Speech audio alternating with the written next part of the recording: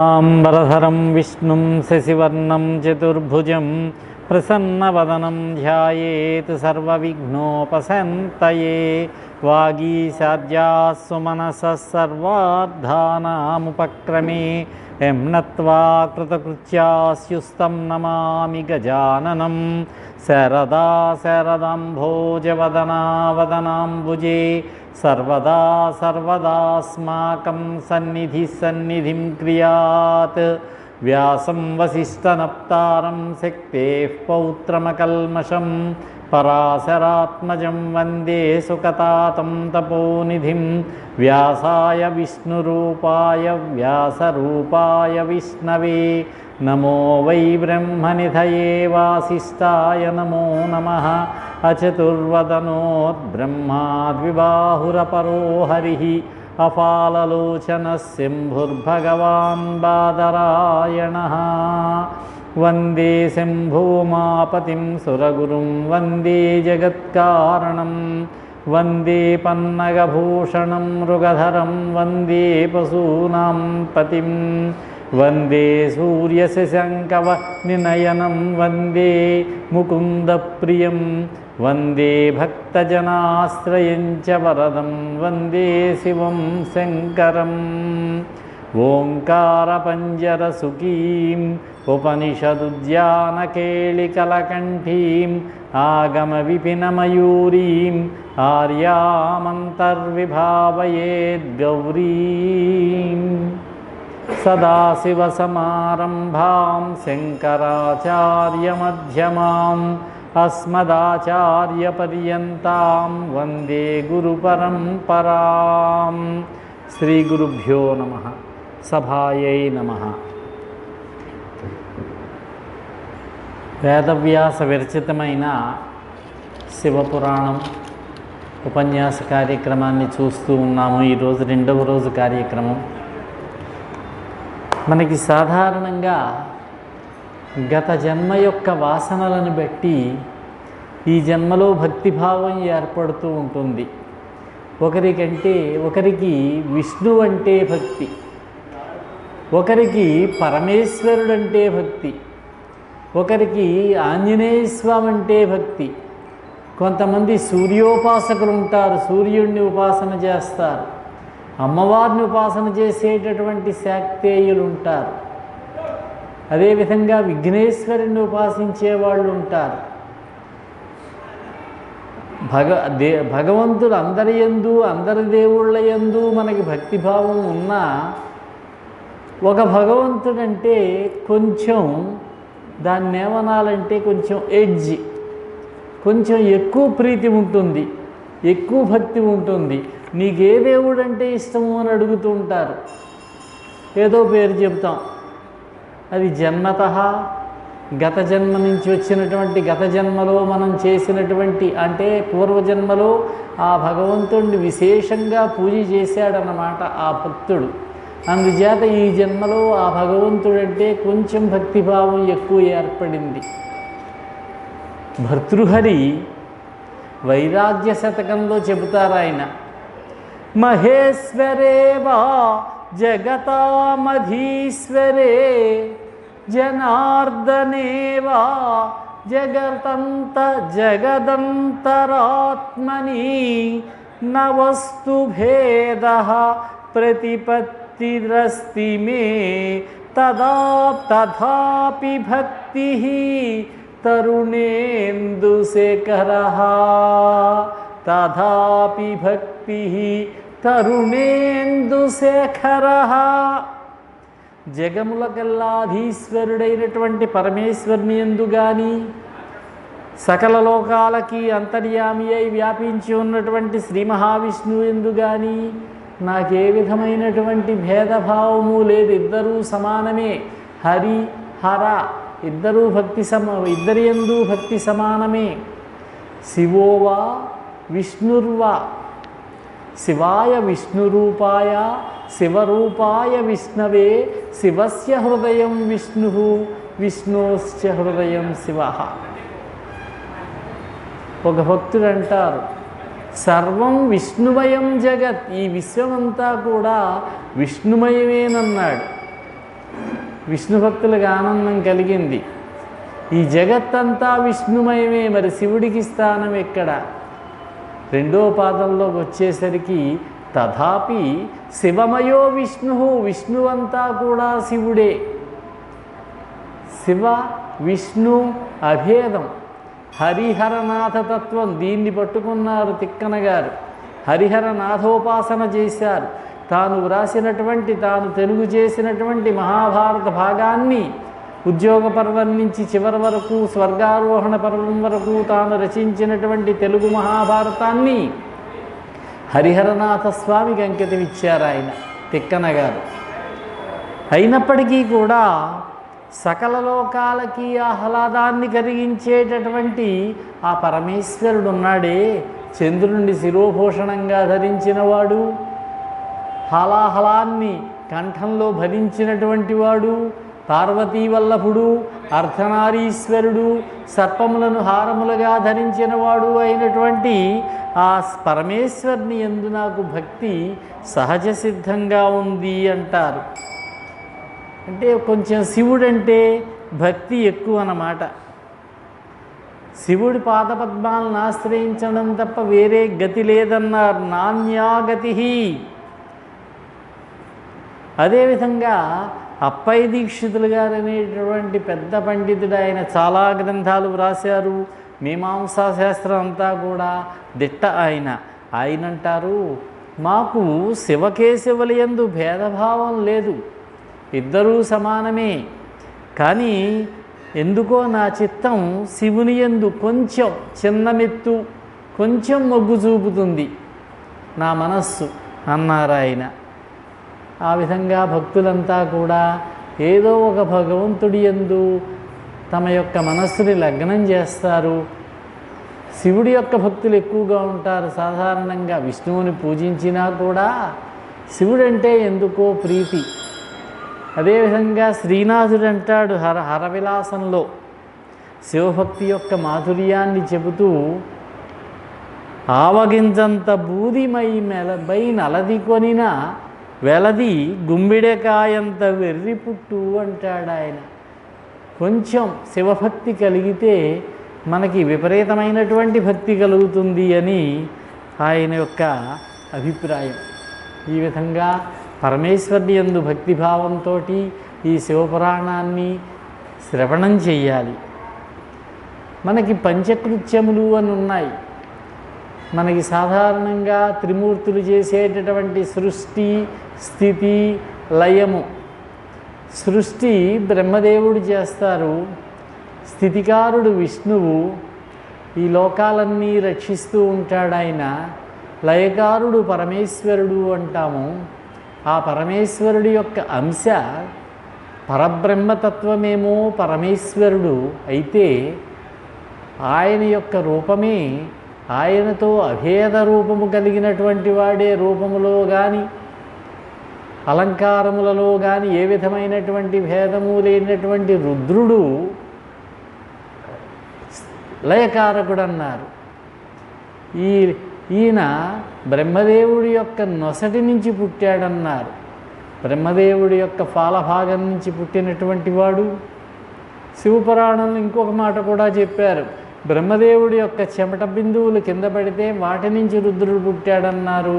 కానీ ఎక్కువగా శాస్త్రాలు చెప్పేటటువంటిది రుద్రుడు పుట్టినటువంటిది బ్రహ్మదేవుడి యొక్క నొసటి నుంచి. ఈయన భార్య కూడా ఉమా. అయితే ఈయన బ్రహ్మచర్యంతో ఉండి కైలాస పర్వతం మీద జ్ఞానంలో ఉంటాడు. ఈయన ఉండేవాడు. ఆయనకి వివాహం జరగాలి సతీదేవితోటి. అది ఈరోజు మనం చూసేటటువంటి వృత్తాంతము. ఇవి కాకుండా లయమైన తర్వాత తిరోభావం ఉంది. జీవుల యొక్క మరణం, తిరోభావం, అది నిర్వహించేది శివుడు అన్నారు. ఈ శివుడు కూడా మళ్ళీ పరమేశ్వరుడి యొక్క అంశగానే చెప్పాలి. అంతా చేసేది పరమేశ్వరుడే. ఐదవ కృత్యం ఉంది అనుగ్రహం. ఇది సదాశివుడు చేస్తాడన్నారు. అంటే పరమేశ్వరుడు చేస్తాడు. ఈ సృష్టి, స్థితి, లయము, తిరోధానము, అనుగ్రహము, ఈ 5 కృత్యములను పంచకృత్యములు అంటారు.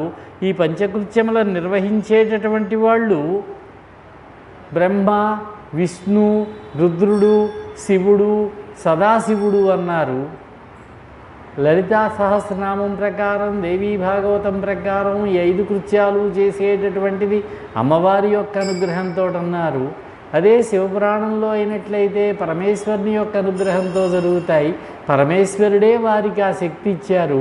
ఈ 5 కూడా లయమైపోతారు. మళ్ళీ ప్రళయకాలంలో ఒక్క పరమాత్మ, ఒక్క పరమేశ్వరుడు ఉంటాడు. ఆయన లయం కాడు, ఆయన పరమాత్మ అన్నారు ఆయన్ని. అదేవిధంగా ఈ 5 కార్యక్రమాలని కూడా పంచభూతముల ద్వారా జరుగుతాయన్నారు. అంటే భూమి యందు సృష్టి జరుగుతుందట, ఉదకములయందు స్థితి కార్యక్రమం జరుగుతుందట, అగ్నియందు లయము జరుగుతుందట, వాయువునందు తిరోధానము, కింద నుంచి పైకి వెళ్ళేటటువంటి కార్యక్రమం తిరోధానం జరుగుతుందట, ఆకాశమునందు అనుగ్రహం జరుగుతుందట.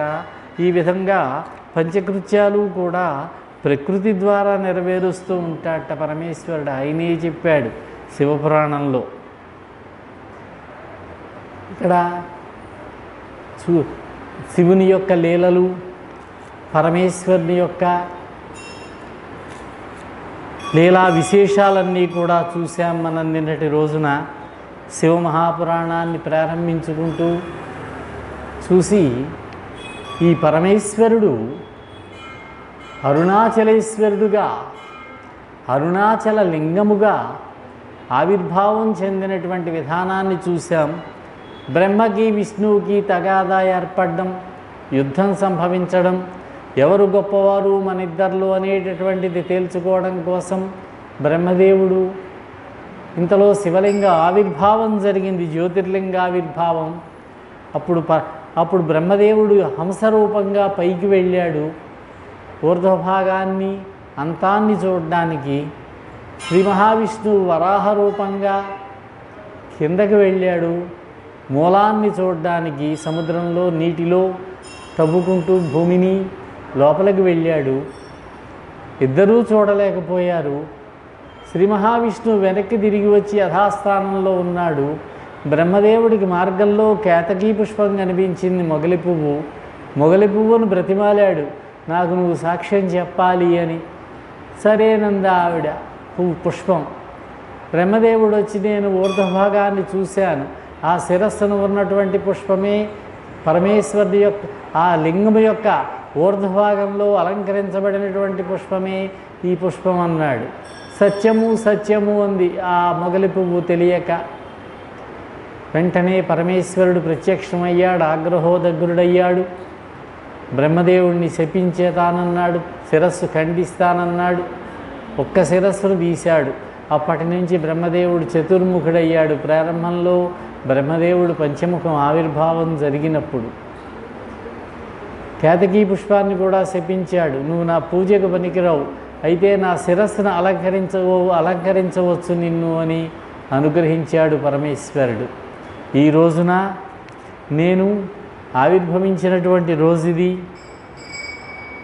ఈ రోజున మహాశివరాత్రిగానే జరుపుకుంటారని చెప్పారు. ఇది మాఘ బహుళ త్రయోదశి, చతుర్దశి, త్రయోదశి. నిన్న పొరపాటున ఫాల్గుణం అని వచ్చింది, అది కూడా శివమహిమేనమో అని అనిపిస్తుంది. శివుని యొక్క మాయ. నాకు లభ్యమైనటువంటి ఈ గ్రంథంలో శివుడే చెప్పినట్టుగా వ్రాస్తూ ఈరోజు మార్గశిర పౌర్ణమి నేను ఆవిర్భవించిన రోజు అన్నారు. ఏదో తప్పు దొర్లుతోంది ఇక్కడ అనిపించింది, కానీ సరి అయినటువంటి రోజు ఏది అనే తెలుసుకునేటటువంటి ప్రయత్నం అప్పుడు జరగలేదు. నిన్న తడబడుతూ ఫాల్గుణ బహుళం అని చెప్పానంటే ఉగాది ముందు రోజు కాదుగా, మార్గశిర బహుళ త్రయోదశి మహాశివరాత్రి. ఆ రోజున కనుక ఎవరైనా అరుణాచలంలో పరమేశ్వరుని యొక్క దర్శనం చేసుకున్నట్లయితే, అరుణాచలేశ్వరుని దర్శన, స్పర్శన, పూజ, అర్చన, అభిషేక కార్యక్రమాలు కనుక జరిపినట్లయితే వారికి విశేషమైనటువంటి ఫలితం ఉంటుంది, మోక్షమేనని చెప్పారు. సృష్టిలో మొట్టమొదట ఆవిర్భవించినటువంటిది ఈ జ్యోతిర్లింగము, పరమేశ్వరుని యొక్క లింగం. ఇది ఆవిర్భూతుడయ్యాడు. ఇక లింగం గురించి చూసినట్లయితే, లింగం అంటే ఏమిటి అంటే లీయతి గమ్యతే ఇతి లింగ అన్నారు. లిం లీయతి గం గమయతి. ఈ జగత్తు దేని యందైతే సంచరించి దేని యందైతే లయం చెందుతూ ఉంటుందో అదే లింగం అన్నారు. పరమేశ్వరునికి ఒక్కడికే లింగాకారము మూర్తి రూపము ఉన్నాయి. మిగిలినటువంటి సమస్త దేవతలకి కూడా మూర్తి విశేషమే కానీ లింగాకారం ఎవరికీ ఉండదు. ఆద్యంతములు లేనటువంటిదే లింగం అన్నారు. ఈ లింగతత్వమే ఆత్మ అన్నారు.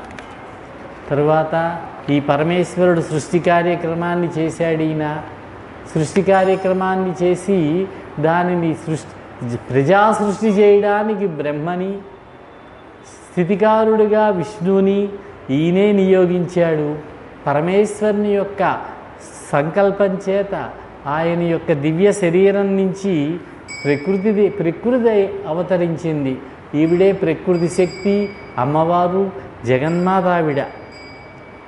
ఆ ప్రకృతి నుంచి సత్వరజస్తమస్సులు వచ్చాయి. సత్వగుణము, రజోగుణము, తమోగుణము వచ్చాయి. ఆ పరబ్రహ్మ తేజస్సు నుంచి మహత్తత్వం వచ్చిందట. మొట్టమొదట వచ్చేది మహత్తత్వము. దాని నుంచి అహంకారం వచ్చింది. ఈ అహంకారం నుంచి పంచతన్మాత్రలు వచ్చాయి. శబ్ద, స్పర్శ, రూప, రస, గంధాలు. వీటిని పంచతన్మాత్రలు అంటారు. ఆ పంచతన్మాత్రల నుంచి పంచభూతాలు ఆవిర్భవించాయి. పంచభూతములు పృథివ్యాపస్తేజో వాయురాకాశములు. పృథివీ, వాయువు, పృథివీ, ఆపస్సు, తేజస్సు, వాయువు, ఆకాశం. ఇది వరుస. ఆకాశాద్వాయు. మహత్తత్వం నుంచి ఆకాశం వచ్చిందట. ఆకాశం నుంచి వాయువు. వాయోరగ్ని, అగ్నే ఆపహ. అగ్ని నుంచి జలం పుట్టిందట. అభ్య పృథివీ. జలం నుంచి భూమి పుట్టిందట. ఇది అవతరించినటువంటి విధానం. దీని తర్వాత పంచ జ్ఞానేంద్రియములు, పంచ కర్మేంద్రియములు ఆవిర్భవించాయి. పంచ జ్ఞానేంద్రియములు అంటే త్వక్, చక్షు, శ్రోత్ర, జిహ్వ, ఘ్రాణ ఇంద్రియాలు జ్ఞానేంద్రియాలు. వాక్, పాణి, పాద, పాయు, ఉపస్థలేమో కర్మేంద్రియములు. త్వక్ అంటే చర్మము, కనులు, త్వక్ చక్షు, శ్రోత్ర చెవులు, జిహ్వ నాలుక, ఘ్రాణేంద్రియములు నాలుక, ముక్కు, ముక్కు నాలుక, నాసిక ముక్కు. అలాగే వాక్ నోరు, పాణి చేతులు, పాదములు, పాయు ఉపస్థలు. ఈ 5 కూడా వచ్చినాయి కర్మేంద్రియాలు. వాటి నుంచి మనస్సు, బుద్ధి, చిత్తము. బుద్ధి వేరు, చిత్తం వేరు. మనస్సు వేరు, బుద్ధి వేరు. మళ్ళీ మనస్సు, బుద్ధి, చిత్తము, అహంకారము. ఈ విధంగా 24 తన్మాత్రలు పుట్టాయి. 24 అంతఃకరణాలు ఏర్పడ్డాయట. వీటి ద్వారా తర్వాత సృష్టి కార్యక్రమం జరిగింది. బ్రహ్మదేవుడు సమస్త సృష్టిని కూడా చేశాడు. బ్రహ్మదేవుడు ప్రజాపతులను సృష్టించాడు. ఉపబ్రహ్మలు అన్నారు. నారదుడిని సృష్టించాడు బ్రహ్మదేవుడు. దక్ష ప్రజాపతిని సృష్టి చేశాడు. ఈ విధంగా దక్ష ప్రజాపతి యొక్క భార్యని, స్వయంభూమను యొక్క భార్యని, శతరూపావిడి పేరు, వీరందరినీ కూడా బ్రహ్మదేవుడే సృష్టి చేశాడు. వీరి ద్వారా ప్రజావృద్ధి, వృక్షములు, లతలు, జంతువులు ఇవన్నీ కూడా వృద్ధి చెందాయి. వీటిలో ప్రధానంగా బ్రహ్మ సృష్టించినటువంటి ప్రజాపతులు 6 అని చెప్పుకున్నాం. మరీచి, అత్రి, తర్వాత అంగిరసుడు, పులస్యుడు, పులహుడు, క్రతువు 6 ప్రజాపతులు అన్నారు. అందులో మరీచి యొక్క పుత్రుడు కశ్యప ప్రజాపతి. ఈ కశ్యపుడికి దక్ష ప్రజాపతి కుమార్తెలు 13 మందినిచ్చి వివాహం చేశాడు. వారి ద్వారా సమస్త సృష్టి కూడా జరిగింది. ప్రజాపతులు అంటే ప్రజలను ఉత్పత్తి చేసేటటువంటి, ప్రజా సంతతిని వృద్ధి చేసేటటువంటి వారు.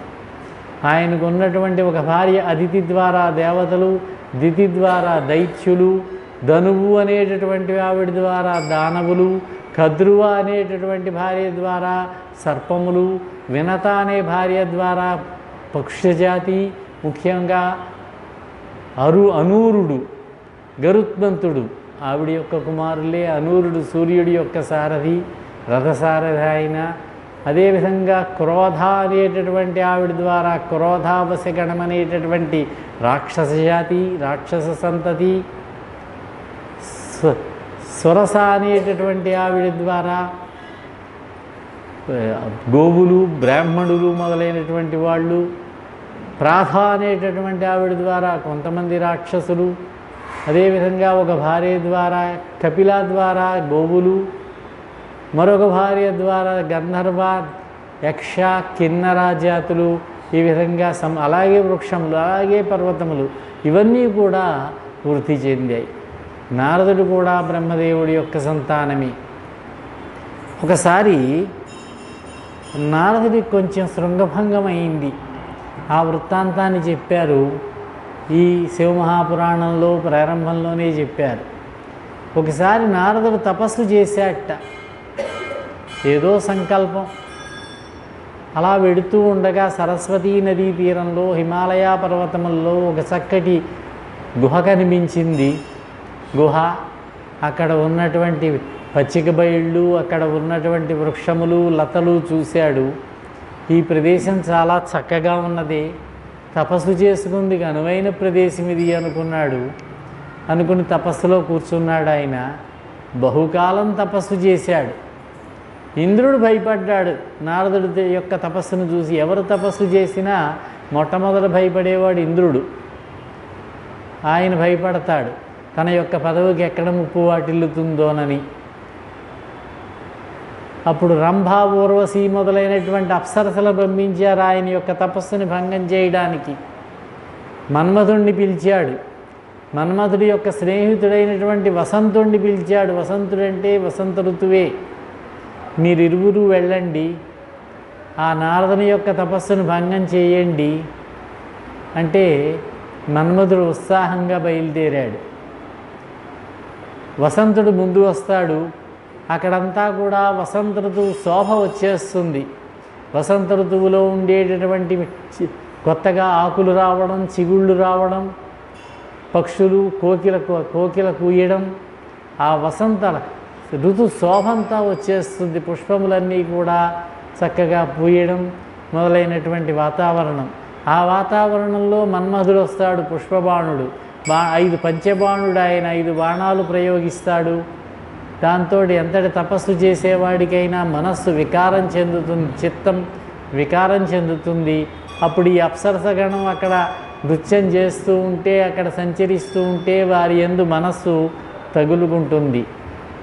వీళ్ళంతా వచ్చారు. ఎంత ప్రయత్నం చేసినా కూడా నారదుడికి చిత్త వికారం కలగలేదు, మనస్సు వికలం కాలేదు. ఇక ఏమీ చేయలేక మన్మథుడు తిరిగి వెళ్ళి ఇంద్రుడితో చెప్పాడు, ఆయన యొక్క మనస్సును నేను వికారం కలిగించలేకపోయాను, నా బాణములు ఆయన ఎందు పనిచేయలేదు అని. ఒక నవ్వు నవ్వుకున్నాడు నారదుడు. మరికొంతకాలం తపస్సును కొనసాగించాడు. కొనసాగించిన పిదప తపస్సును విరమించాడు. ఆయనలో అహంకారం జనించింది నారదుడిలో. నేనే కదా గొప్పవాడిని, నా వల్లనే కదా నేనే కదా ఇంద్రియాలను జయించిన వాడిని, ఇంతమంది అప్సరసలు వచ్చి నాకు చిత్త వికారం కలిగించడానికి ప్రయత్నించినా కూడా నేను ఏ విధంగా కూడా వికారం చెందలేదు కదా అనుకున్నాడు. మొట్టమొదట కైలాసానికి వెళ్ళాడు. పరమేశ్వరుడు అమ్మవారు ఉన్నారు అక్కడ. నమస్కారం చేశాడు. దేవా, నాలో ఏ విధమైనటువంటి చిత్త వికారము లేదు, అప్సరసలు వచ్చినా కూడా నేను ఏ విధమైన వికారాన్ని పొందలేదు. నువ్వు చూడు, నీ శరీరంలో సగభాగాన్ని నీ అర్ధాంగికి ఇచ్చావు, కామాన్ని నువ్వు కూడా జయించలేకపోయావు. నీ త్రిమూర్తులు ముగ్గురు కూడా, నువ్వేమో శరీరంలో సగభాగాన్ని భార్యకిస్తే, బ్రహ్మదేవుడు తన నాలుక మీదే సరస్వతీదేవిని ఉంచుకున్నాడు. విష్ణుమూర్తి యొక్క హృదయ భాగంలోనే లక్ష్మీదేవి ఆక్రమించుకొని కూర్చున్నది. నేను బ్రహ్మచారిని, నిష్కలంక బ్రహ్మచారిని. నేను తపస్సు చేసి సమస్త ఇంద్రియాలని కూడా జయించినటువంటి వాణ్ణి. ఏ విధమైనటువంటి ఒక వికారమును పొందనటువంటి వాణ్ణి అస్ఖలిత బ్రహ్మచారిని నేను అన్నాడు. గొప్పలు చెప్పుకున్నాడు. అవునా నారదా, నిజమా? నీవు ప్రాజ్ఞుడవయ్యా, ధర్మజ్ఞుడవయ్యా, చాలా బాగుంది. కానీ ఈ విషయాన్ని ఎవరి దగ్గర చెప్పకు, నువ్వు నీలోనే రహస్యంగా ఉంచుకో, విష్ణుమూర్తి దగ్గర అసలు చెప్పకు అన్నాడు. నారదుడు విన్నాడు కానీ పట్టించుకోలేదు. బ్రహ్మదేవుడి దగ్గరికి వెళ్ళాడు. ఆయన దగ్గర కూడా ఇలాగే చెప్పాడు. అప్సరసలు వచ్చి నా యొక్క మనస్సును వశం చేసుకుందామని ప్రయత్నించినా కూడా నేనే విధమైనటువంటి భ్రమకు లోను కాలేదు అని గొప్పగా చెబితే బ్రహ్మదేవుడు కూడా చిరునవ్వు నవ్వి కొంచెం ఆశ్చర్యపడి మనస్సులో జ్ఞాననేత్రంతో చూస్తే పరమేశ్వరుని యొక్క లీల అర్థమైంది ఆయనకి. నాయన, ఎవరి దగ్గర ఈ విషయం చెప్పకు, నువ్వు విష్ణుమూర్తికి అసలు చెప్పకు అన్నాడు. అలాగేలే అన్నాడు. కానీ తిన్నగా బయలుదేరి వైకుంఠానికి వెళ్ళాడు. విష్ణుమూర్తి దగ్గరికి వెళ్ళాడు. విష్ణుమూర్తితో కూడా అదే చెప్పాడు. ఓ చిరునవ్వు నవ్వాడు ఆయన. లీలామానుష విగ్రహుడు ఆయన. నువ్వు బ్రహ్మజ్ఞాన కళానిధివయ్యా. నువ్వు భక్తి, జ్ఞానము, వైరాగ్యము లేనటువంటి వాళ్ళని అరిషడ్వర్గాలు బాధిస్తాయి. కామము, క్రోధము, లోభము, మోహము, మదము, మాత్సర్యము అనేటటువంటివి అరిషడ్వర్గాలు. ఈ అరిషడ్వర్గాలు జ్ఞానం లేని వాళ్ళని, భక్తి లేని వాళ్ళని, వైరాగ్యం లేని వాళ్ళని బాగా బాధిస్తాయి. కానీ నీ వంటి నైష్టిక బ్రహ్మచారిని, జన్మ ప్రభృతి వికారములు లేనటువంటి వాడిని అవేవి చేయలేవయ్యా. నీకు కామ వికారం లేదు, ఉండదు కూడా నారదా అన్నాడు. శ్రీహరి చెప్పినటువంటి మాటల్లోని అంతరార్థాన్ని గ్రహించుకోలేకపోయాడు ఈయన. అక్కడి నుంచి కదిలి బయటికి వెళ్ళాడు. లోక సంచారానికి భూలోకానికి వచ్చాడు నారదుడు. కొంచెం ఎవరికి చెప్పాలి, ఎంతమందికి చెప్పాలి నా యొక్క గొప్పతనాన్ని అనే ఆలోచనలో ఉన్నాడు ఆయన. శ్రీ మహావిష్ణువు యొక్క మాయ వల్ల, పరమేశ్వరుని యొక్క మాయందం, పరమేశ్వరుని యొక్క మాయ వల్ల ఒక కొత్త నగరం ఏర్పాటైపోయింది. ఆ నగరానికి సుందర నగరం అది. వైకుంఠాన్ని మించి ఉంది ఆ నగరం. ఆ వైకుంఠానికి ఓ మహారాజు గారు, ఆయన పేరు శీలనిధి. ఆయనకు కుమార్తె, కొంచెం యవ్వనవతి అయినటువంటి కుమార్తె. ఆమెకి స్వయంవరం ప్రకటించారు. ఎక్కడెక్కడి నుంచో రాజకుమారులంతా వచ్చారు. వాళ్ళందరికీ విడిది ఏర్పాట్లు జరుగుతూ ఉన్నాయి. రేపే ఆ అమ్మాయికి స్వయంవరం. ఆ రోజున వచ్చాడు నారదుడు. వచ్చి రాజుగారిని కలిశాడు, శీలనిధి మహారాజు గారిని. ఆయన కూడా, ఈమెకు కూడా, నారదుడికి కూడా విడిది ఏర్పాటు చేశారు. మహారాజు గారిని కలిశాడు. మీ అమ్మాయిని నాకు ఇచ్చి పెళ్లి చేయండి అని అడిగాడు. చూశాడు అమ్మాయిని, మహాసౌందర్యవతి. వివాహం చేయమని అడిగితే, అయితే ఆ అమ్మాయికి విష్ణువుని వివాహం చేసుకోవాలని కోరిక ఉన్నది. మా అమ్మాయికి మీరే చెప్పండి కావాలంటే ఓసారి అన్నాడు. అమ్మాయి దగ్గరికి వెళ్ళి జ్యోతిష్యం చెప్పండి అన్నారు. మా అమ్మాయికి ఎటువంటి భర్త దొరుకుతాడో చెప్పండి అన్నారు. అప్పుడు నెమ్మదిగా ఆ అమ్మాయి దగ్గరికి వెళ్ళి చూసి ఆశ్చర్యపోయాడు ఆ అందానికి. ఈ అమ్మాయికి చాలా పరాక్రమశాలి అయినవాడు, లోకాలను జయించినటువంటి వాడు, మహత్యం కలవాడు భర్తగా దొరుకుతాడని చెప్పాడు. కానీ ఈయనకి చేసుకోవాలని ఉన్నది. ఆ అమ్మాయి చెప్పుంటుంది శ్రీ మహావిష్ణువునే చేసుకుంటానని. ఆ అమ్మాయి కోరికది. ఈ అమ్మాయిని వివాహం చేసుకోవాలంటే ఎలాగా అని ఆలోచన చేసి వెంటనే వైకుంఠానికి వెళ్ళి విష్ణుమూర్తిని కలిశాడు. దేవాదిదేవా, నేను ఒక అమ్మాయిని వివాహం శివుని యొక్క మాయ, బ్రహ్మచారిన, ఈయనకి వివాహం చేసుకోవాలని కామంలో చిక్కుకున్నాడు. ఒక అమ్మాయిని వివాహం చేసుకోవాలని అనుకుంటున్నాను. రేపే నా స్వయంవరం. నీ యొక్క దేహాన్ని, నీ యొక్క ఆయుధాల్ని నాకు ఇవ్వవలసింది అన్నాడు. అలాగే తీసుకో, దాందే ఉంది అన్నాడు. ఈయన అడిగిన మాట వినండి. నీ యొక్క దేహ సౌందర్యాన్ని నాకు ఇవ్వవలసింది అన్నాడు. మరుసటి రోజు వచ్చాడు స్వయంవర సమయానికి. ఆసనం చూపించారు, కూర్చున్నాడు. కూర్చోగానే శ్రీ మహావిష్ణువు యొక్క దేహ సౌందర్యం వచ్చేసింది ఈయనకి. చతుర్భుజుడు, 4 చేతుల్లోనూ ఆయుధాలు. ఇంకా నాకు ఈ అమ్మాయి నన్నే వరిస్తుంది అనుకున్నాడు. ఆనందంగా చూస్తూ కూర్చున్నాడు. ఇంతలో పరమేశ్వరుని యొక్క అనుయాయులైనటువంటి 2 శివభక్తులు ప్రమథగణాల్లో వాళ్ళు వచ్చి ఈయన పక్కన కూర్చున్నారు.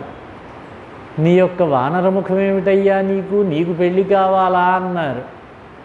ఈయన పట్టించుకోలేదు. అమ్మాయిని పెళ్లి చేసుకోవాలి, అమ్మాయి నన్నే వరిస్తుంది, ఈ ఆనందంలో ఉన్నాడే, దానితోటి ఈయన పట్టించుకోలేదు వాళ్ళ మాటలు. ఆ అమ్మాయి వచ్చింది చెలికెత్తెతోటి. చేతికి ఒక పుష్పమాల ఇచ్చారు. ఆ పుష్పమాల చేతితో పట్టుకుని వచ్చింది, నడుచుకుంటూ వస్తోంది, ఒక్కొక్కరిని పరిచయం చేస్తోంది. నారద మహర్షి దగ్గరికి వచ్చి ఒక్కసారి ఆగి చూసింది. ఈయన నవ్వుతూ నా మెడలోనే దండ వేస్తుందనేటటువంటి ధైర్యంతో ఈయన కూర్చున్నాడు. ఆవిడ ముందుకు సాగిపోయింది. చాలా అవమానపడ్డాడు పాపం. ఇంతలో శ్రీ మహావిష్ణువే వచ్చాడు. ఒక క్షత్రియ యోధుడు రూపంలో వచ్చాడు, యువకుడిలాగా. ఆయన్ని గుర్తించింది ఆవిడ. విష్ణు భక్తురాలు కనుక విష్ణుమూర్తిని గుర్తించినదై ఆయన మెడలో పుష్పమాల వేసింది. ఆవిడని తీసుకుని ఆయన అంతర్ధానం అయిపోయాడు. చాలా బాధ కలిగింది నారదుడికి. ఇదంతా తెలుసుకున్నాడు. శ్రీ మహావిష్ణువు దగ్గరికి నేరుగా వెళ్ళిపోయాడు. నువ్వు నన్ను మోసం చేస్తావా విష్ణు? నేను నీ యొక్క భక్తుడని నేను నిన్ను అడిగాను. నీ యొక్క దేహ రూపాన్ని నాకు ఇవ్వమని నేను అడిగాను. నేను ఇచ్చి నన్ను ఇలా మోసం చేస్తావా అన్నాడు. అంతకుముందు అద్దంలో చూసుకున్నాడు. ఎప్పుడైతే శివుని యొక్క అనుయాయులు చెప్పారో వానరముఖం అని కొంచెం అనుమానం వచ్చి చెప్పారు. అద్దంలో చూసుకుంటే వానరముఖం నిజంగానే కోతి ముఖంతో ఉన్నాడు ఆయన. వెంటనే వైకుంఠానికి వెళ్ళి విష్ణుమూర్తిని బాగా దూషించాడు. నీవు నన్నింత ముందు ఈ శివదూతలకి శాపం ఇచ్చాడు. మీరిద్దరూ నన్ను బ్రాహ్మణుడనైనటువంటి నన్ను పరిహసించారు కాబట్టి దీనికి ఫలితంగా బ్రాహ్మణులై జన్మించండి, మీరు రాక్షస రూపాన్ని పొందండి అని కూడా శపించాడు. ఇదంతా శివలీల, శివేచ్ఛ అనుకున్నారు వాళ్ళు వెళ్ళిపోయారు. అంతటా శ్రీ మహావిష్ణువు దగ్గరికి వెళ్ళి నాకు వానర రూపం ఇస్తావా, నువ్వు అమ్మాయిని నువ్వు పెళ్లి చేసుకుంటావా, కాబట్టి నువ్వు కూడా భార్య వియోగాన్ని పొందుతావు, భార్య కోసం శోకిస్తావు, అప్పుడు మళ్ళీ నువ్వు భార్యను తిరిగి తెచ్చుకుందుకు నీకు ఈ వానరులే సహకారం చేస్తారు. వానరుల యొక్క సహకారంతో నువ్వు మళ్ళీ నీ భార్యను తిరిగి పొందగలుగుతావని శపించాడు. చూసావా నారదా, ఇంతటి బ్రహ్మచారివే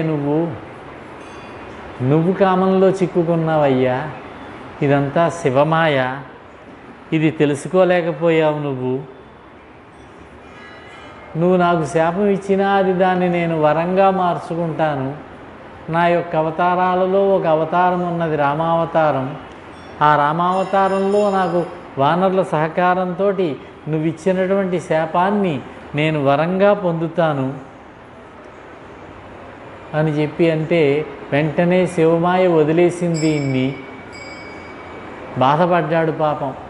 ఎంత పొరపాటు చేశాను, ఇంతటి బ్రహ్మచారిని అయ్యుండి, నీ యొక్క భక్తుడిని అయ్యుండి నేను మాయలో చిక్కుకుని ఈ విధంగా నేను చేశాను కదా, నీకు శాపం ఇచ్చాను కదా, నన్ను క్షమించు, చాలా పొరపాటు అయిపోయింది, దీనివల్ల నాకు చాలా పాపం వస్తుంది, ఈ నరకం వస్తుంది, నాకు నరకం, ఆ నరకాన్ని తప్పించుకునేటటువంటి ఉపాయాన్ని చెప్పవలసింది అని విష్ణుమూర్తిని ప్రార్థిస్తే విష్ణుమూర్తి అన్నాడు, నారద బాధపడకయ్యా, నువ్వు నా భక్తుల్లోకెల్లా శ్రేష్ఠుడు, నాకు చాలా ఇష్టమైనటువంటి వాడివి, నీకు నరకం సంప్రాప్తం కాదు, శివుడు నీకు సమస్త మంగళాలని కూడా అనుగ్రహిస్తాడు, అంతా శివేచ్ఛ, శివుని యొక్క లీల ఇది, శివుని యొక్క అనుగ్రహం ప్రకారం ఇలా జరుగుతున్నది, ఆయన పరబ్రహ్మతత్వం, ఆయనే పరమాత్మ, ఆయనే సచ్చిదానంద స్వరూపుడు ఆయనే మా త్రిమూర్తుల రూపంలోనూ కూడా ఉంటాడు.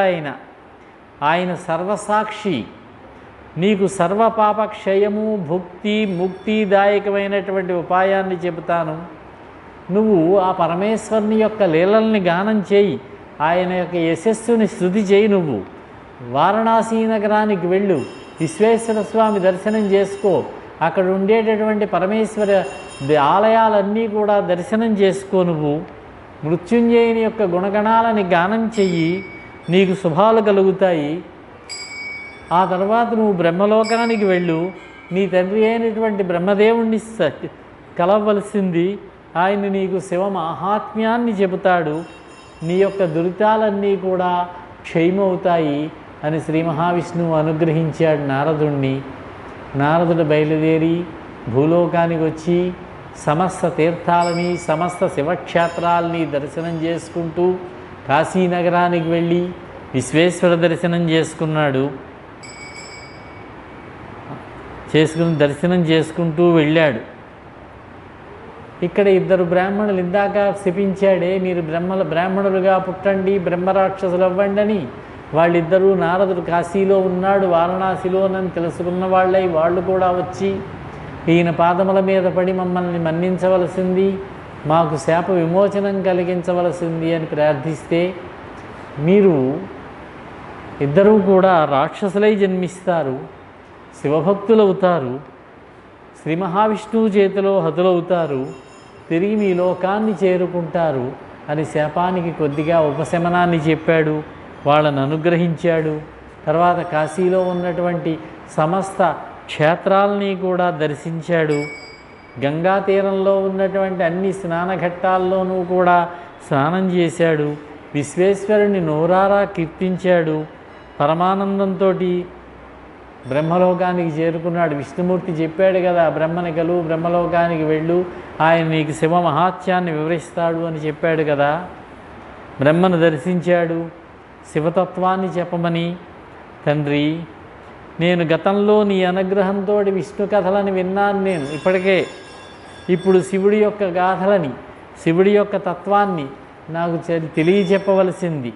ఆ పరమేశ్వరుడు సగుణుడు నిర్గుణుడు ఎలా అయ్యాడు, ఆయన సృష్టి స్థితి ప్రళయకాలాల్లో ఆయన యొక్క లీలా విలాసం ఎలా ఉంటుంది, ఆయన ఎలా ప్రసన్నుడవుతాడు, ఆయన ఏ ఏ ఫలాలను ఇస్తాడు, త్రిమూర్తుల యొక్క పుట్టుక ఏ విధంగా జరుగుతోంది, ఆయన యొక్క ఆవిర్భావాన్ని, ఆయన యొక్క వివాహం, ఉమాదేవిని ఏ విధంగా వివాహం చేసుకున్నాడు, పరమేశ్వరుడు అనేటటువంటి విషయాన్ని, ఆయన యొక్క జీవితానికి సంబంధించినటువంటి ఇతర గాథలను నాకు తెలియచెప్పవలసింది అని ప్రార్థించగా, బ్రహ్మదేవుడు నారదుడికి పరమేశ్వర తత్వాన్నంతా కూడా ఉపదేశించాడు. ఆ పరమేశ్వరుడు సృష్టి కార్యం ప్రారంభించడానికి వీలుగా ముందు తన నుంచి సగభాగాన్ని, వామభాగాన్ని ప్రకృతిగా అవతరింపజేశాడు. ఆ ప్రకృతి శక్తే అమ్మవారు, మాయాశక్తి ఆవిడ నుంచే సత్వరజస్తమో గుణాలు వచ్చాయనుకున్నాం. ఆవిడికి 1000 భుజముల యందు ఆయుధములు అని చెప్పుకున్నాము. వీరిద్దరూ విహరిస్తూ ఉండగా ఆ శివుడు మళ్ళీ సంకల్పం కలిగింది. పార్వతీ శివులు విహరిస్తూ ఉండగా ఈ సృష్టి కార్యక్రమాన్ని నిర్వహించడానికి, స్థితి కార్యక్రమం చేయడానికి, ఈ లోకాలను వృద్ధి పొందించడానికి, పెంచి పోషించడానికి ఒక దేవతను సృష్టిస్తే బాగుంటుంది అని సంకల్పం చేసి తన యొక్క వామభాగం నుంచే శ్రీ మహావిష్ణువును సృష్టి చేశాడు. శ్రీ మహావిష్ణువుని తపస్సు చేయమంటే అనేక వేల దివ్య సంవత్సరములు ఆయన తపస్సు చేశాడు పరమేశ్వరుడు గురించి, జగన్మాత గురించి. అప్పుడు ఆయన నాభికమలం నుంచి బ్రహ్మదేవుడు ఉద్భవించడం, బ్రహ్మ విష్ణువులకు జరిగినటువంటి వృత్తాంతం, జరిగిన గొడవ ఇది మళ్ళీ చెప్పాడు బ్రహ్మదేవుడు. చెప్పిన తర్వాత బ్రహ్మదేవుడు సృష్టి కార్యక్రమం చేయడం, విష్ణుమూర్తి స్థితి కార్యక్రమాన్ని నిర్వహించడం, తర్వాత బ్రహ్మదేవుడి యొక్క నొసటి భాగం నుంచి రుద్రుడు ఆవిర్భవించడం, ఈయన లయ కార్యక్రమాన్ని నిర్వహించడం, ఈ విధమైనటువంటి వృత్తాంతమంతా కూడా చెబుతూ పరమేశ్వర తత్వాన్నంతా కూడా బ్రహ్మదేవుడు నారద మహర్షికి చెప్పాడు. ఈ వృత్తాంతం అంతా కూడా మనకి రుద్రాధ్యాయంలో సృష్టి కార్యక్రమంలో వివరించబడింది.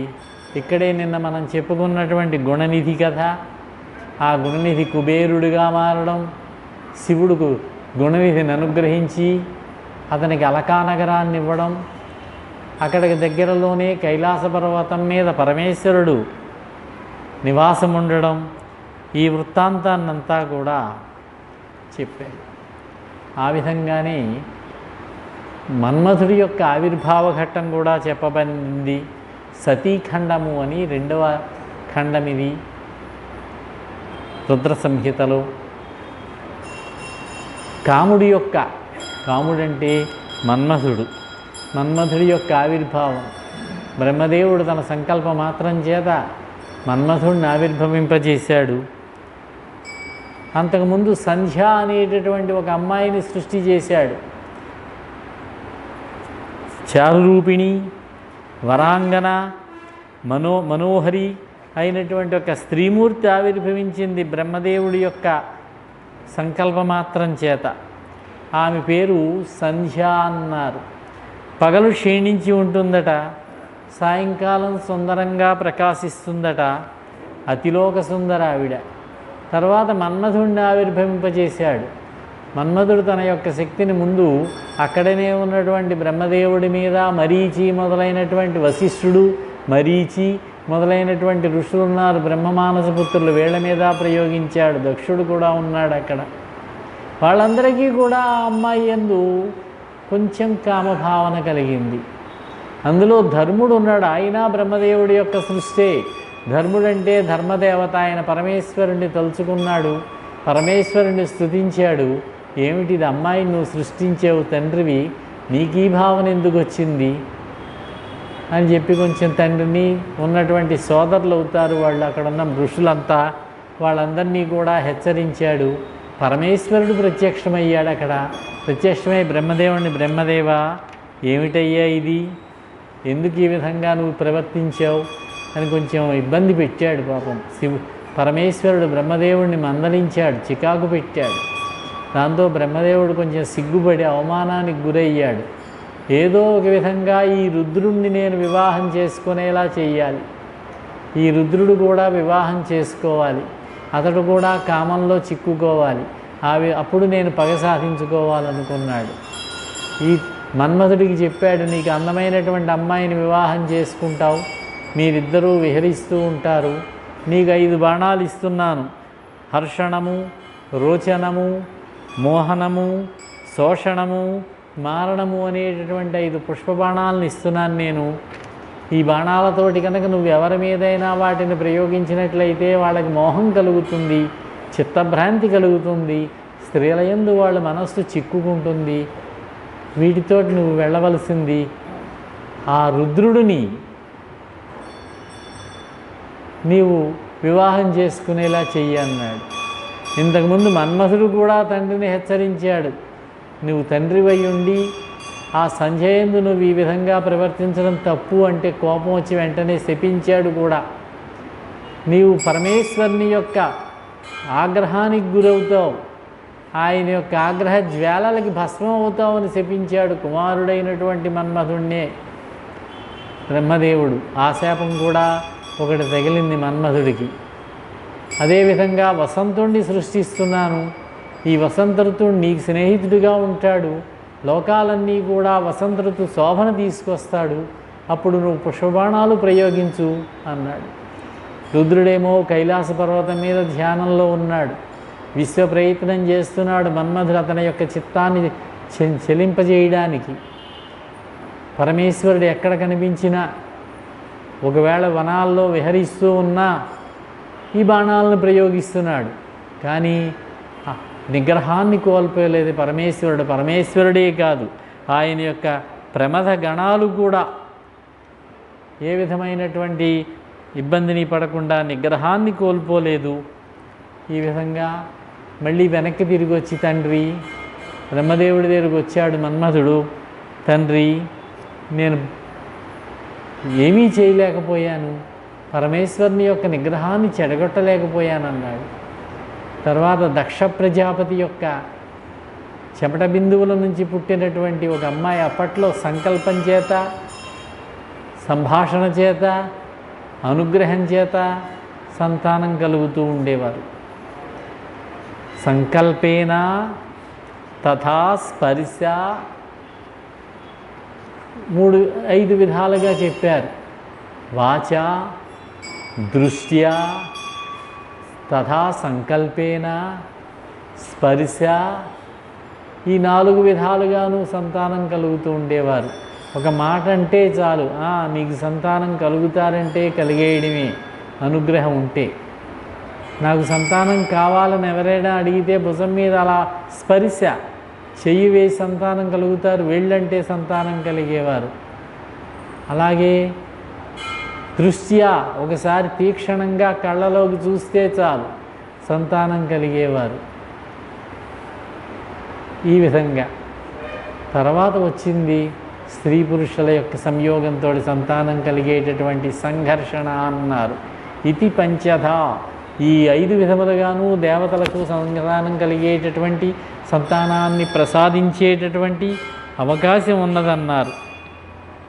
ఈ సంధ్యాదేవి చాలా పవిత్రమైనటువంటి స్త్రీ. ఆవిడ బ్రహ్మదేవుడి యొక్క సంకల్పమాత్రం చేత జన్మించింది. ఆవిడ తపస్సు చేసుకోవడం కోసం వెళ్ళింది, పరమేశ్వరుడు కోసం తపస్సు చేసింది ఆవిడ. అప్పుడు బ్రహ్మదేవుడు తన కుమారుడైనటువంటి వశిష్ఠుడిని పిలిచిన, ఆయన వశిష్ఠ, సంధ్య తపస్సు చేస్తోంది, ఆవిడ ఈ తపస్సు ఎలా చేయాలో తెలీదు, నువ్వు నీ యొక్క రూపాన్ని మార్చుకో. ఎందుచేతనంటే ఇంతకుముందు నువ్వు ఒకసారి ఆమె యందు వికారభావాన్ని పొందావు నువ్వు, కాబట్టి రూపాన్ని మార్చుకుని ఆమెకు ఉపదేశం చేసి ఆవిడ తపస్సు నిర్విఘ్నంగా జరిగేటట్టుగా చూడన్నాడు. అప్పుడు సంధ్యాదేవికి ఆయన ఉపదేశం చేశాడు. హిమాలయ పర్వతాలకు వచ్చి గురువుగా భావించింది, పరమేశ్వరుడు కోసం తపస్సు చేసింది. పరమేశ్వరుడు పార్వతీదేవి ప్రత్యక్షమయ్యారు సంధ్యాదేవికి. ప్రత్యక్షమైతే, నేను ఈ శరీరాన్ని విడిచిపెడతాను, ఎందుచేతనంటే చంద్రభాగా నది అని, ఆ చంద్రభాగా నదీ తీరంలో తపస్సు చేసింది. నా తండ్రి నన్ను వికారపు చూపుతో చూశాడు, ఆయన యొక్క చిత్తాన్ని నేను పాడు చేశాను బ్రహ్మదేవుడికి. అక్కడే ఉన్నటువంటి సోదరులు కూడా అలాగే ఉన్నారు. కాబట్టి నేను ఈ శరీరాన్ని విడిచిపెడతాను, మళ్ళీ జన్మెత్తుతాను. నేను నీ అనుగ్రహానికి కనుక యోగ్యురాలనైనట్లయితే నా పాపం నుంచి నేను పరిశుద్ధురాలు అవ్వాలి. పాపం పొందాను నేను ఈ విధంగా వాళ్ళని ఇబ్బంది పెట్టి. ఈ జగత్తులో సమస్త ప్రాణుల యొక్క పుట్టుకతోటే కామం కలగకుండా ఉండకూడదు. పుట్టగానే కామం. ఇప్పుడంటే చిన్నపిల్లలు పెద్దవడం ఇదంతా ఉంది, తతంగం అంతా. అప్పట్లో అలా కాదు, పుట్టడం పెద్దవాళ్ళు అయిపోవడమే. అందుచేతనే పుట్టుకతోటే కామం కలగకుండా ఉండాలి. ఈ వృత్తాంతం లోక ప్రసిద్ధిని పొందాలి, నేను అపకీర్తిని పొందకుండా ఉండాలి. ఇది నా మొదటి వరము అన్నది ఆవిడ. ఇక రెండవ వరం ఏంటంటే, ఏ వ్యక్తి అయినా సరే నా వైపు కామంతో కనుక చూసినట్లయితే వాళ్ళు వెంటనే నపుంసకులైపోవాలి. నన్ను సతిగా ప్రాణిగ్రహణం చేయబోయే పురుషుడు సహృదయుడై ఉండాలి, నాకు స్నేహితుడై ఉండాలి అని చెప్పి కోరికలు కోరింది. వెంటనే పరమేశ్వరుడు అనుగ్రహించాడు. ఇక్కడనే ఒక యజ్ఞం జరుగుతున్నది. ఆ యజ్ఞానికి నువ్వు వెళ్ళవలసింది. మేధాతిథి అనే ఆయన సత్రయాగం చేస్తున్నాడు. ఈ సత్రయాగంలో నువ్వు వెళ్ళి ఎవరికీ కనిపించకుండా వెళ్ళి ఆ అగ్నిలో ప్రవేశించి నీ శరీరాన్ని విడిచిపెట్టు. నే శరీరాన్ని విడిచిపెడతానంటున్నావు కదా, శరీరాన్ని విడిచిపెట్టవలసింది. అటు తర్వాత నువ్వు అరుంధతిగా జన్మిస్తావన్నాడు. ఆవిడ మనస్సులో నువ్వెవరినైతే మనస్సులో సంకల్పిస్తావో భర్తగా కావాలని, ఆయనే నీకు భర్త అవుతాడు, మహా తపస్శాలి అవుతాడు అని చెప్పి అనుగ్రహించాడు. పరమేశ్వరుడు అంతర్ధానం చెందాడు. అప్పుడు సతీదేవి నెమ్మదిగా వెళ్ళింది. హిమాలయ పర్వత ప్రాంతంలోని ఈ మేధాతిథి అయినటువంటి మహర్షి చేస్తూ ఉన్నటువంటి ఆ సత్రయాగంలో అగ్నిహోమంలోకి ప్రవేశించింది. అప్పుడు సూర్యుడు ఆవిడ ఆత్మ లీనమైపోయింది. ఆ ఆత్మని 2 భాగాలుగా చేశాడు సూర్యుడు. ఒక భాగం రాత్రి సమయము పగల సమయానికి మధ్యలో ఉండేటటువంటి ప్రేతస్సంధ్య దేవతల కోసం కేటాయించాడు. ఈవిడ పేరు సంధ్య కదా, ప్రేతస్సంధ్య. అదేవిధంగా 2వ సగభాగాన్ని సాయంత్రానికి రాత్రికి మధ్యలో ఉండేటటువంటి సాయం సంధ్యగా నిర్ణయం చేశాడు. అది పితృదేవతల కోసం ఇచ్చాడు ఆయన. పురోడాశ అనే గంధంగా ఆ గంధం రూపంలో ఆవిడ అగ్నిహోత్రంలోంచి పైకి పొగ రూపంలో వెళ్ళింది. ఇది ఎవరూ కూడా తెలుసుకోలేకపోయారు ఆ వాసనని. కానీ అగ్ని ఆమె యొక్క శరీరాన్ని దగ్ధం చేసింది. అందులోంచి అగ్నిదేవుడు ఒక చిన్న అమ్మాయిగా బయటికి తీసుకొచ్చాడు. ఈ అమ్మాయిని 2వ జన్మ ఈ యొక్క సంధ్యాదేవికి. ఆ అమ్మాయిని మేధాతిథి తన కుమార్తెగా పెంచుకున్నాడు, పెంచి పెద్ద చేశాడు.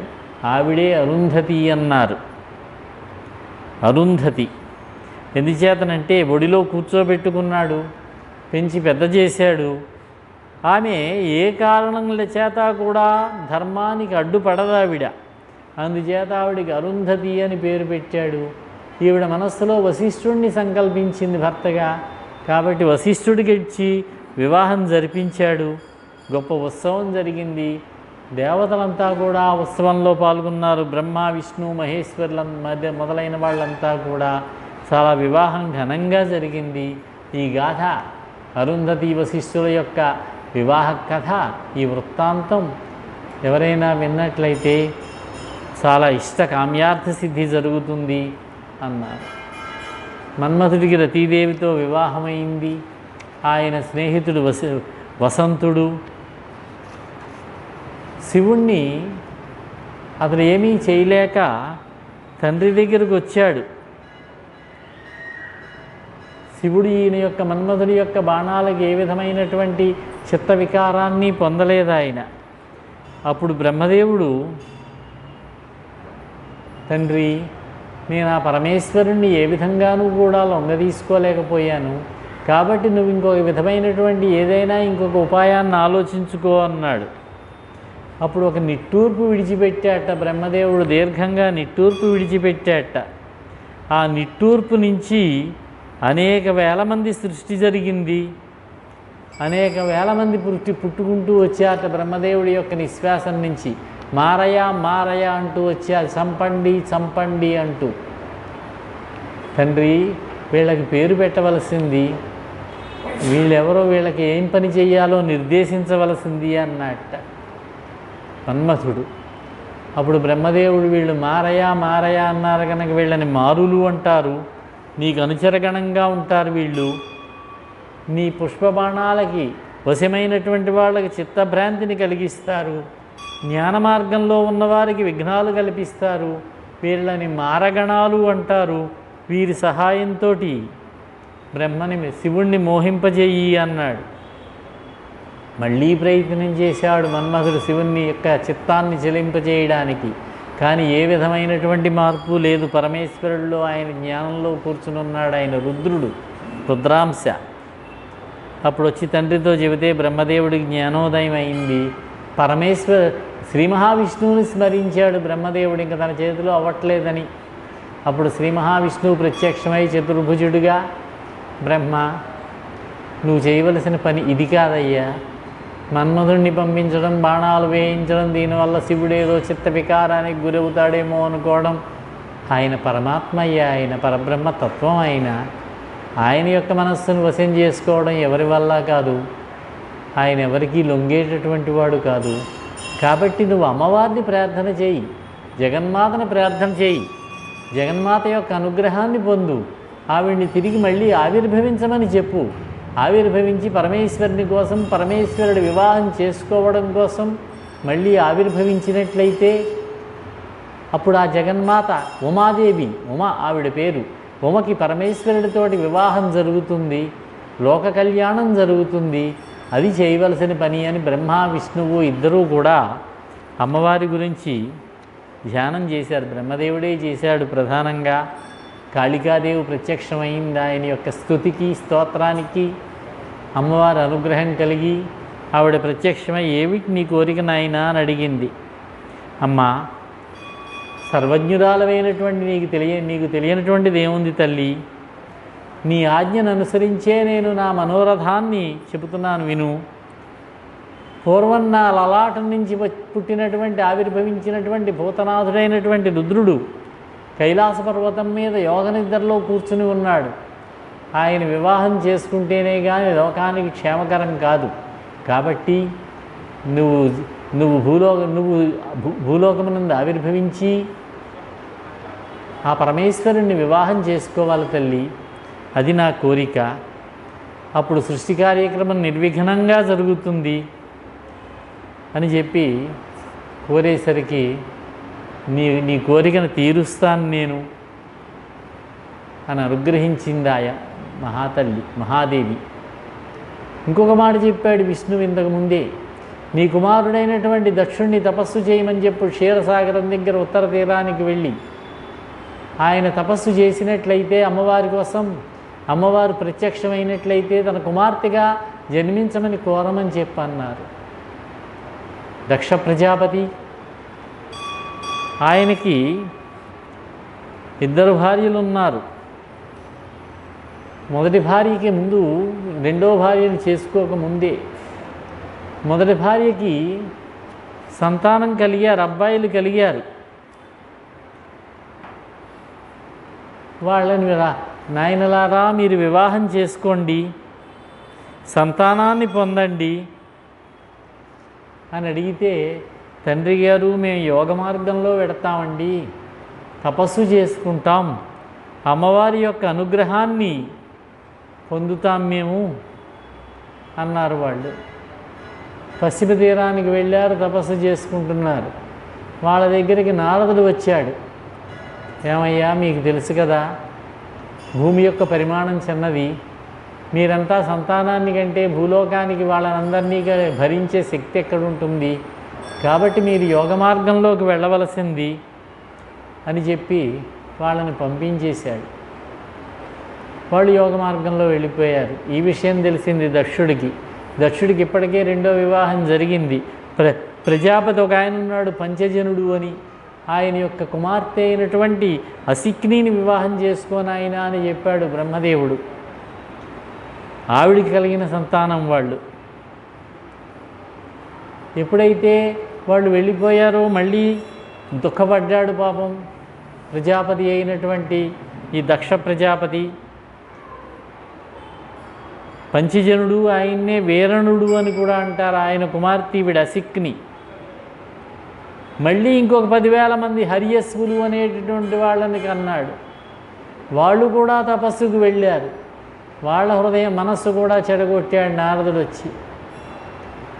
మీరంతా యోగ మార్గంలో వెళ్ళవలసింది, పరమేశ్వరుణ్ణి ప్రార్థన చేసుకోండి, పరమేశ్వరుడు కోసం తపస్సు చేయండి, అమ్మవారి అనుగ్రహాన్ని సంపాదించండి అని పంపించేస్తే మళ్ళీ ఈయనకి తెలిసింది ఆ విషయం. చాలా దుఃఖపడ్డాడు. కుమారులు పోయారు, వాళ్ళు మోక్షాన్ని కూడా పొందారు. వాళ్ళు అప్పటికే పుత్రులను పోగొట్టుకున్నటువంటి దక్షుడు బాగా దుఃఖించిన వాడై నారదుణ్ణి శపించాడు.